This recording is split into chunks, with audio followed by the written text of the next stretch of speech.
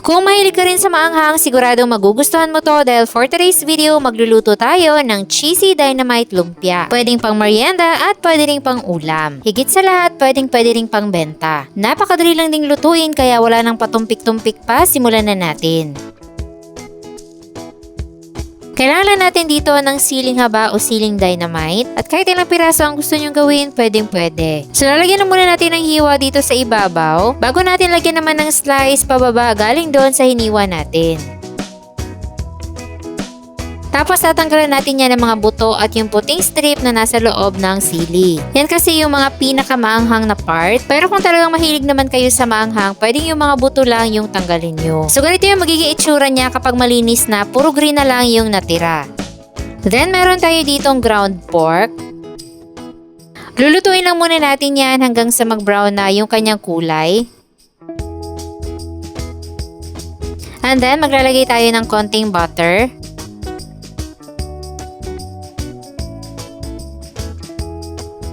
Tapos, isama na natin sa pag-isa yung sibuyas.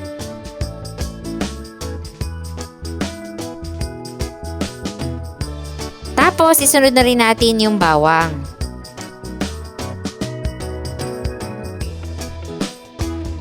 At meron din tayong red bell pepper.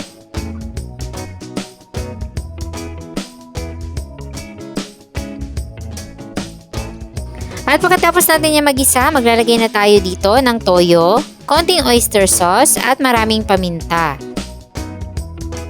Pwede pa kayo maglagay dyan ng iba pang pampalasa na trip nyong ilagay. At kung sakto na para sa inyo ang timpla, pwede na tayong mag-start sa paggawa ng ating lumpia. Meron na rin pala tayo ditong na-slice na mga cheese at ngayon lalagyan na natin ng stuffing yung ating mga sili.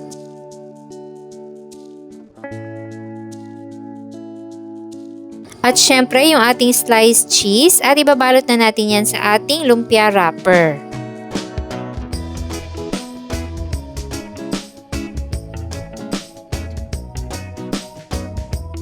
Sa pang-seal naman ay tubig lang yung ginamit ko dyan.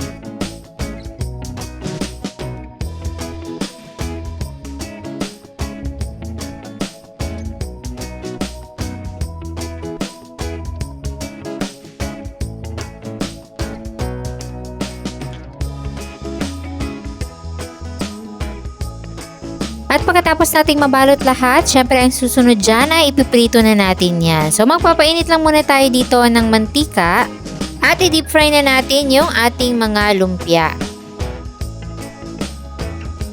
So mabilis lang to, aantayin lang natin na mag-brown yung kanyang wrapper.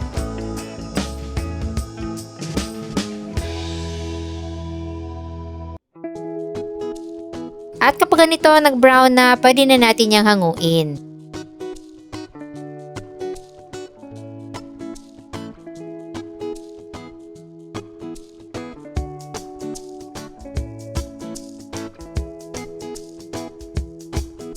Para naman sa ating dip, magmimix lang tayo ng banana ketchup at mayonnaise. At ayan, ready to eat na ang ating napakasarap at maanghang na dynamite lumpia.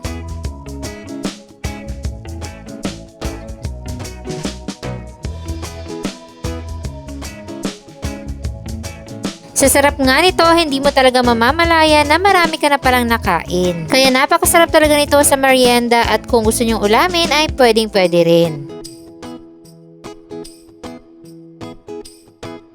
At kung gusto nyo nga magluto nito, meron tayong kompletong listahan ng mga sangkap dyan sa baba. At sana'y nagustuhan nyo ang ating recipe for today. Enjoy!